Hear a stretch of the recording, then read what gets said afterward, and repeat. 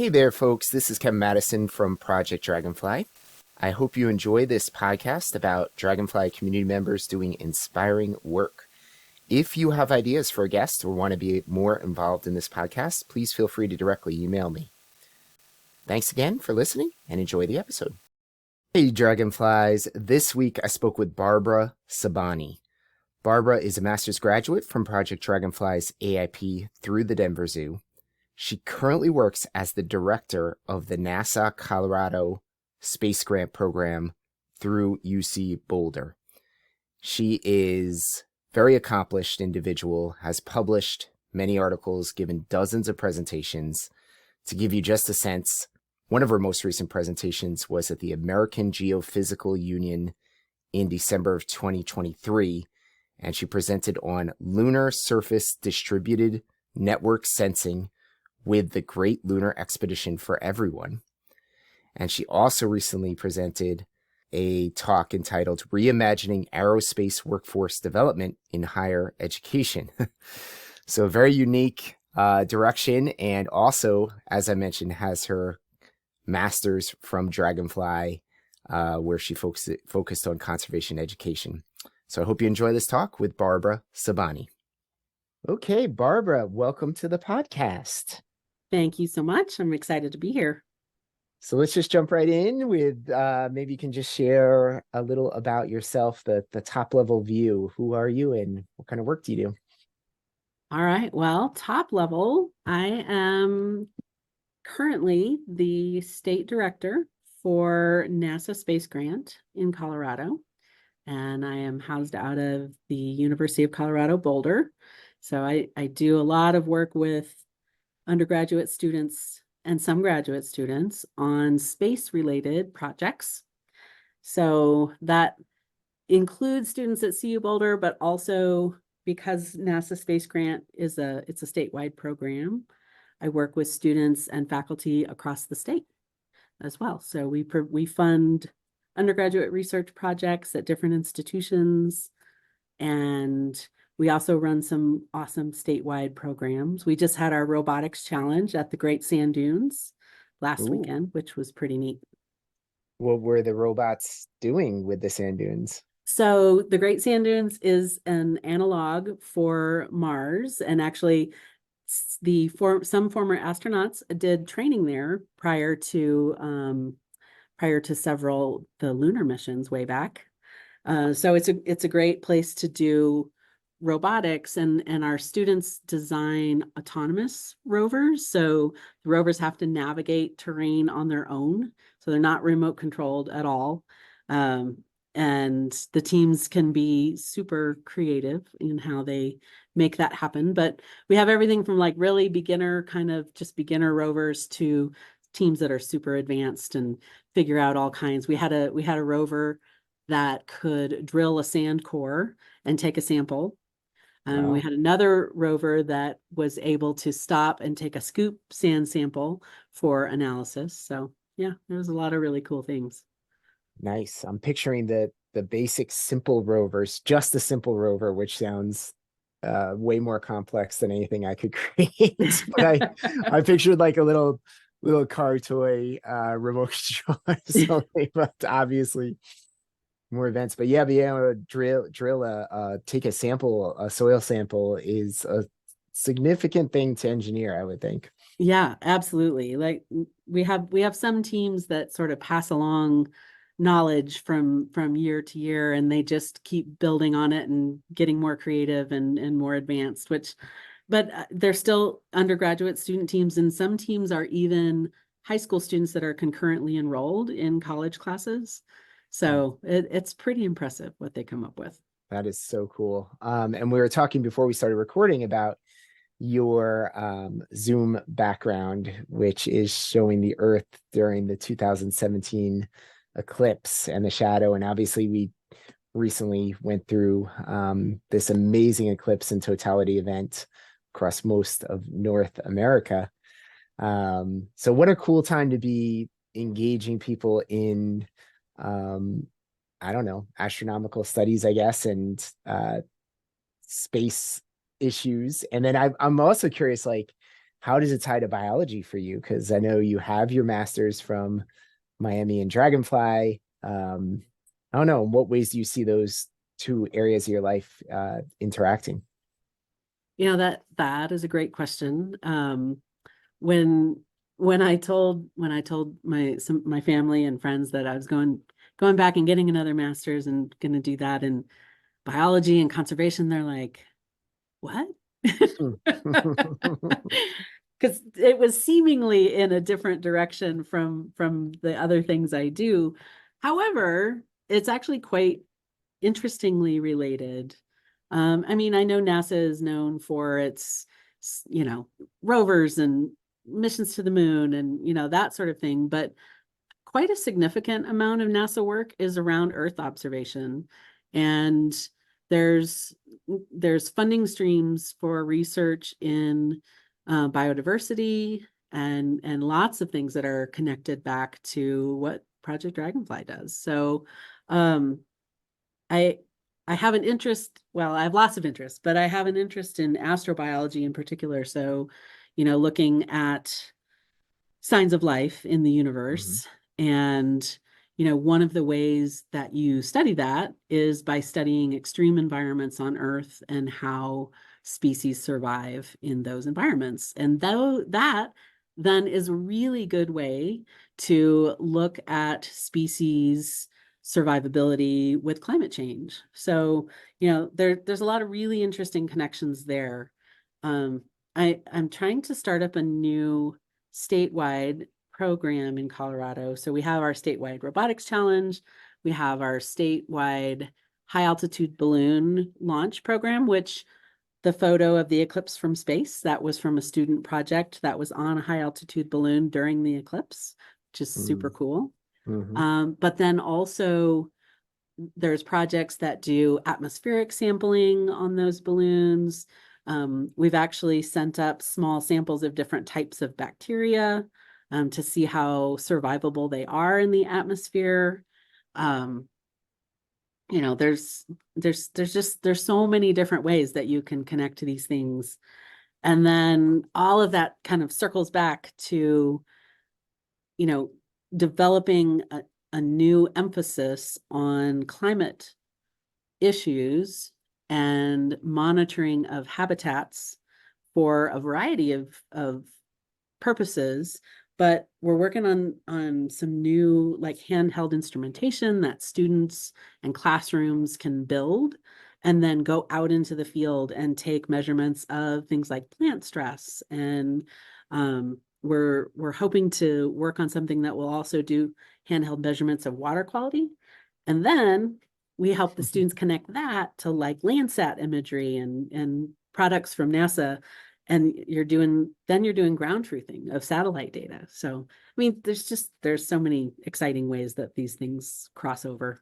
I love it all. And it's like the interest in life on other planets. I think that's something I've always been fascinated with, like the Drake equation, Yep. the whole like, estimates of if this many solar systems or this many suns, stars have a planet that's the right distance, and what is the probability that there's water, or that there's gravity enough you can hold an atmosphere, and Yep. all these amazing things to think about, because it really does feed into conservation, because you realize how rare and elusive life is, that it's not a given. And certainly those early images of I think it was Earthrise, right? The view Yep. of astronauts on the moon seeing the Earth rising, and the stark contrast between the seemingly barren the barren surface of the moon versus our beautiful blue planet. So I think it's great that your friends and family were like, "Oh, what are you doing? Why biology?" And you've seen all these connections Yep. back to those two areas. Um, cool. All right. And so, what was your master plan? What was your Dragonfly experience like? Maybe you can share a little bit about that. Yeah. So I graduated in 2020 and I was in the Denver Zoo program. Mhm. So that right there was just awesome. Yeah. I've made definitely lifelong friends from that from that program, several of whom you have interviewed. So Oh, nice. shout Yes. out to my friends. Yeah, Denver is, we went out there. I'll just interject real quick. We went out there for one of our AIP retreats years, like, I forget exactly what year that was, but it was such a memorable moment just seeing the zoo, walking around in the city park nearby and everything in Denver. We also went out, we saw bison, we saw Yeah. prairie dogs, all the things you think of with Colorado. Yep. But yeah, truly a really unique land area there, and that AIP programs produce some incredible students. So yeah. Yeah. So I totally agree. I love Colorado. Love all the Yeah. things. My master plan was all around developing conservation leadership in college students. Um, Prior to my current position as NASA Space Grant Director, I was actually at a community college as an educator for almost 20 years. So faculty, and then I developed a STEM honors program and directed and taught in that program. And then I was actually the dean over the STEM area at the college prior to taking on this new position. Um, so a lot of things that I did, particularly in the honors program there, was to start to infuse more conservation leadership principles throughout the curriculum.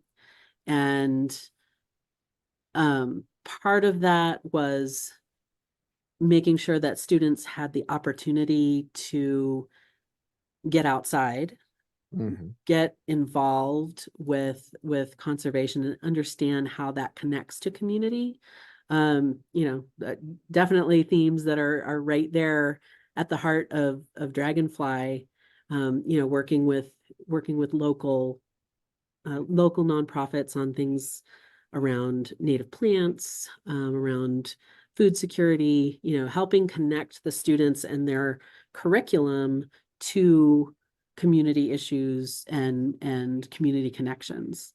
And then giving them some study abroad opportunities as well to Belize and Costa Rica and places like that. So that was really at the base of my master plan. And since I've moved to a different institution and I have a slightly different role, I wouldn't say I have left it behind. I would say it has just shifted a little bit.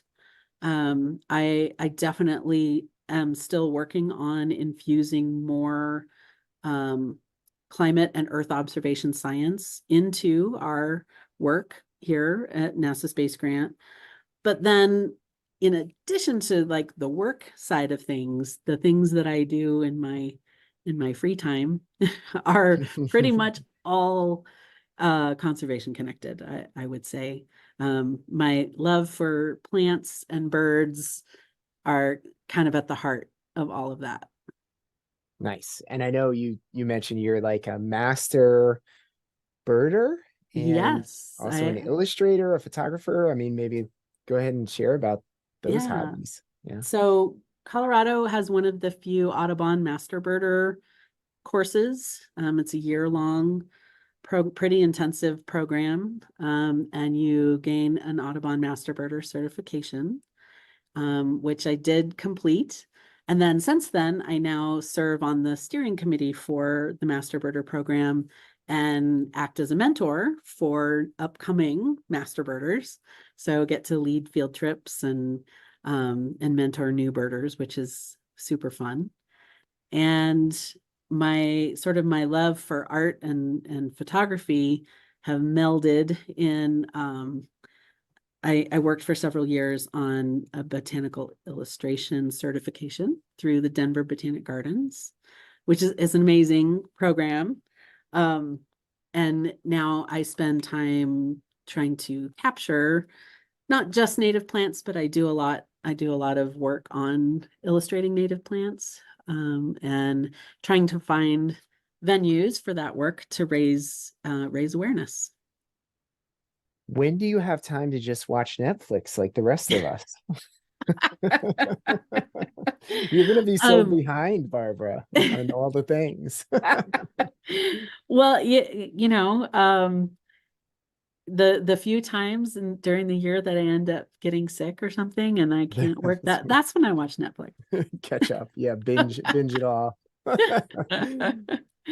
No, it's great you found these cool programs that help you, because I think a lot of people have the impetus to become, I don't know, more naturalist or to do more art or botanical observations. Like I can think, oh, that sounds lovely.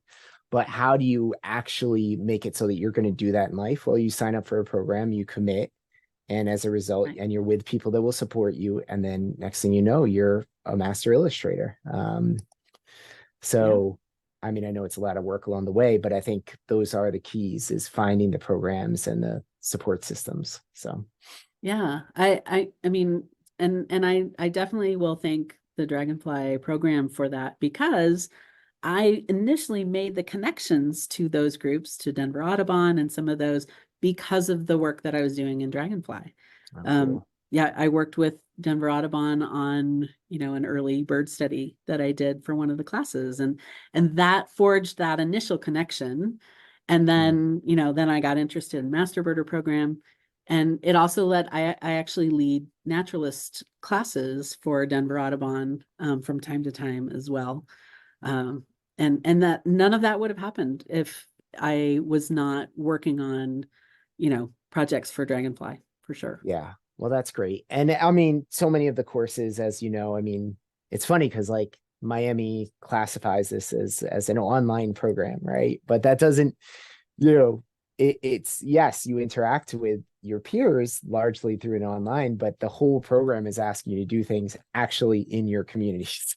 So Right, right. um, it always strikes me as funny because it's like the assumption is that people are just sitting there clicking through modules or something online, and that's just not really how this program works. Absolutely. And at the time that I decided to, because I'm an older learner, and so the time I decided to apply for the Dragonfly program, I did look at other Mm, things.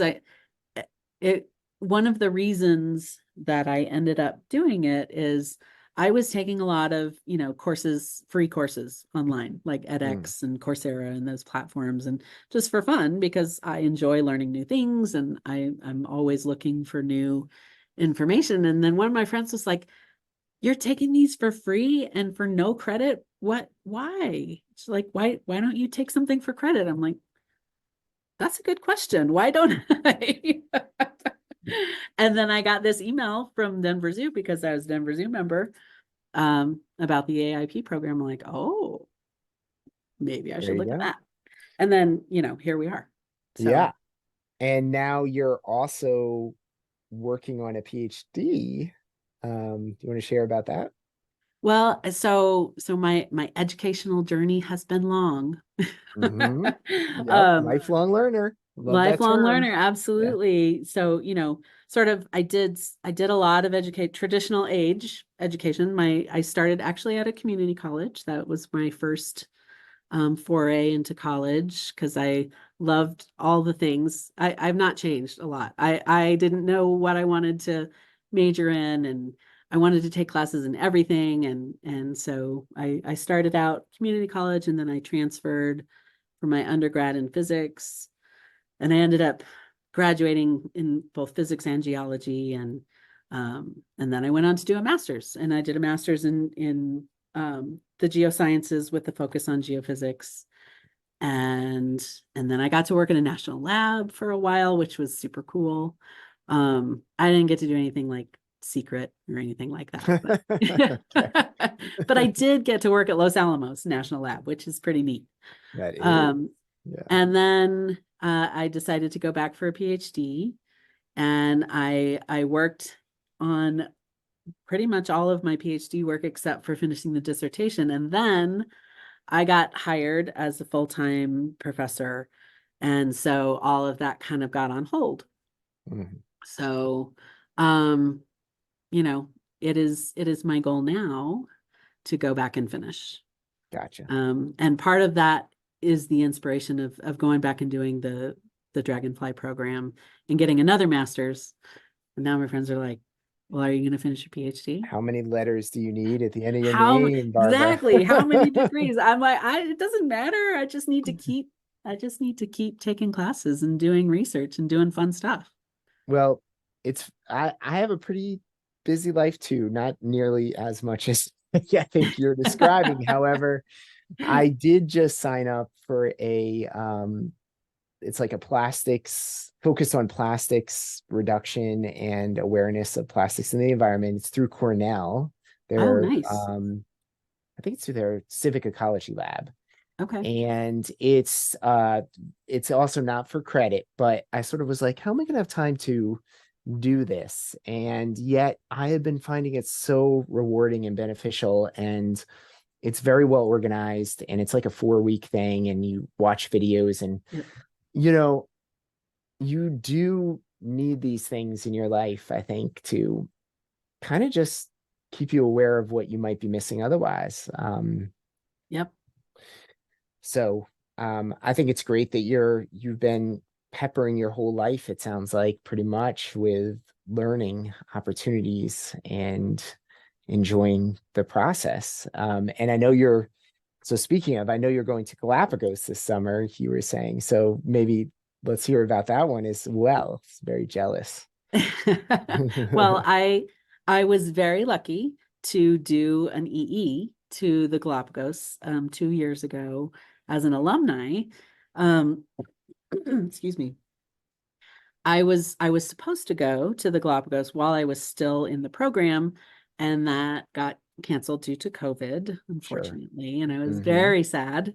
Um, but I reapplied as an alumni and was able to go, and it was definitely one of the destinations that because I had taken students to other countries and other with similar emphasis on conservation issues and species and all of that. But it was really my goal always to get to the Galapagos to really experience um, what's happening with conservation in the community there.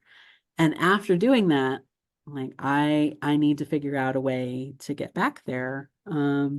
And so the group that I have worked with for many years on student travel, um, I was on another trip with them and they said, we need a leader for the Galapagos trip this coming summer. Are you interested? I'm like, sign me up. um, so it's actually adult learners that are going to be on the trip. Quite a few Audubon birders that are going Uh, to be there, and we're not exclusively focusing on birds. We are doing more endemic species across the board, but I'm really excited about it. nice. I taught that course a number of years ago. I felt so honored to be a part of it. And in terms of birds, I think seeing a lava gull, I just was looking this up. Yes, Lava gull was like, and it's funny because like it's uh it's got the coolest common name, lava gull. But it's all well, ultimately it's a gull. It's just a right, seagull. but You could be it's like, oh, it's just. But go but it's ahead. What very cool. so And cool looking. Yeah. And then the Galapagos penguin and the blue-footed Yes. booby and Yeah. the waved albatross. I mean, yeah, so Well, many the good the things. blue-footed booby is a funny one also because people go to Galapagos and they buy the t-shirts and they all have the blue-footed booby on them, and it's like the big thing there. And then Yeah. you go to like Baja, Mexico course, right? Yeah. There are thousands of boobies, not just blue-footed, but brown boobies. Right. There might be one or two other species that are sometimes there, I think, but they're everywhere there. And I'm like, why are the gift shops not really that excited about blue-footed boobies here? The Galapagos is all about them. Right. Um, Because I actually, the Galapagos penguin would be more like More place endemic. Yeah, specific, for right? sure. But Yeah. but again, Boobies are yeah, like worldwide, I think, or yeah, well, oceanic worldwide, right? So, right. Well, um, but then we get back that there's charismatic species, right? And yes. and And blue-footed boobies. probably with a name that appeals to tourists of a certain ilk as a funny thing to Yeah. purchase on a t-shirt or something. But Yeah. Um, very cool. So yeah, that's and also for me, the giant tortoises, clearly that's Oh, the most amazing thing to see. One of the most absolutely. amazing things to see in the world biologically, in my opinion, is the giant tortoises, Yeah. Galapagos. And Um, then I, yeah. as a birder, I had to spend a lot of time uh, trying to make sure I could identify the different finches, Oh, yes. which is actually harder than you would think. I know. We spend a good amount of time. Well, it's like their beaks. They're tiny, just like Yeah. slight differences in the beak to head. I don't know. Yep. You're trying to get it from an angle. Yeah, I spent a lot of time drawing them because for me, that's one thing that helps me remember and really mm, notice the details is illustrating. You know, I will take photos as well, and that helps me because then I can go back to the photos. But illustrating in the field as well as doing more detailed illustrations from photos that helps me solidify species ID and characteristics sort of for the long term, and then that helps me be able to point them out to folks later. nice. Yes, drawing is a great method for observation, detailed observation. Yeah, So, and I think they are very drawable because they often perch the Darwin's finches. They yeah, often will come right up to you. I remember sitting on a beach there and we were having some food, and yeah, these finches were just hopping right up, and you can read about like yeah, what it is to evolve in a predator-free landscape and how that can change behaviors of right. all different taxonomic groups, not just the birds, but the sea lions could care less about humans. The tortoises could care less. There's a lot. But then seeing it and experiencing it, and then it makes things click in your mind like, huh, this is why Right. island extinctions with human arrival historically has been such an issue. One of the reasons why, right? So, Oh, absolutely. And back to the blue-footed boobies, it's the same. You can literally walk right up to them and they just will, sit there and look at you. So yeah, I mean, it's pretty incredible, when you're used to birding in the States, and you can't really, there's not very yeah, many species that will just stick around and hang out right. with you. I mean, maybe Very special. pigeons. Well, I'm sure you're going to have an amazing trip with the group. How many people are going to be on it? 12 people. Okay, cool. So yeah. Nice. And you have your binoculars and your Absolutely. My journal and spotting everything ready to go. scope and Mhm. and and we actually we're gonna because I do a lot of illustration, we're gonna do a lot of nature journaling while we're on the trip as well. Because I teach nature journaling classes too. So we'll be doing some of that. Awesome.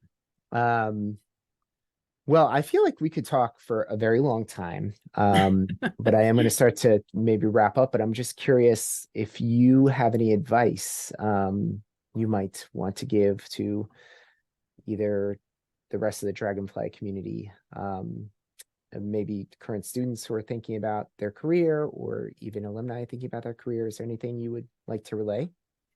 Um, Several things pop into my mind, and one is it's never too late. Um, it's never too late to take the step and do a master's. Um, Mm, you that's one thing that I think Dragonfly does well, having been in the program as a much older learner. I think there's opportunity there. And I think it's a really rich experience for everyone that's involved because of the diversity in the program. You have people coming from all different careers, all different points in their career, and coming together in these cohorts, and it's so great. You really learn from each other. At least that's how I felt with our cohort. I felt like we all really learned from each other and helped inspire each other and go in all different directions. It's one of the reasons I keep volunteering. I've worked as an alumni leader for several years. Any way to just stay involved and keep people inspired and um, help make connections. I feel like that's probably one of the biggest benefits, in addition to, of course, the knowledge and the learning, is that, this program helps you make connections. And that's what I would emphasize with folks in the program, folks who who are alumni or even thinking about it is, how can this program help connect you with your own community as well as, communities across the state and across the world. And you don't know what kind of creative solutions are going to come up because of that. Right. I found all kinds of connections that I never would have dreamed of, just because of my involvement in the courses. And it's led me to a lot of interesting places that I don't think I would have gone otherwise. That is so wonderful. I love it. Yeah, it's never too late. And the connections for sure. I think for me personally, like as my daily to-do list always pile up all the things I want to do, and then kind of living serendipitously through others who are doing different things. Like, that are, and then I feel like I don't have to do it all, right? Because as a Right. community, I know Barbara's out there doing this really cool as the NASA Space Grant director. And, it just makes you feel like as a community, so many wonderful things are really happening. So there's strength in that for sure. Absolutely. Yeah. And the interdisciplinarity, I think, is another thing that really stands out to me. I mean, yes, this is a program, a master's in biology, but it's connected to so many other fields. When you're dealing with conservation and community, there's just infinite ways that you can go. And again, that was one thing that was really exciting for me. And I when I talk about the experience with others and try to encourage them to take that step, Mm. that's what I tell them. Like there's a lot of different ways that you can go with this. So I'm going to connect this work to my students designing hardware for the moon, which is happening right now. So I'll figure it out. I'll figure out a way to make it Well, all. it sounds like it's already inquiry and it's student driven, right? So It there's is um absolutely. you've got several steps down that pathway. Yeah. Very cool. Well, Barbara, thank you so much. Really appreciate you joining and sharing all these wonderful experiences you've had. Well, thank you, Kevin. I really appreciate it. Hi there, folks. Just one more thing before you head on out. If you have a moment, as I mentioned at the beginning, I would love to hear in what ways you are finding this podcast useful, how you listen, what you would like to hear more of, less of, etc. Please feel free to send me any and all feedback, any ideas for guests, etc. to Kevin Madison at my email, which is mattiskc@miamioh.edu. That's spelled MATTESKC @miamioh.edu. Thanks again for listening and have a great day.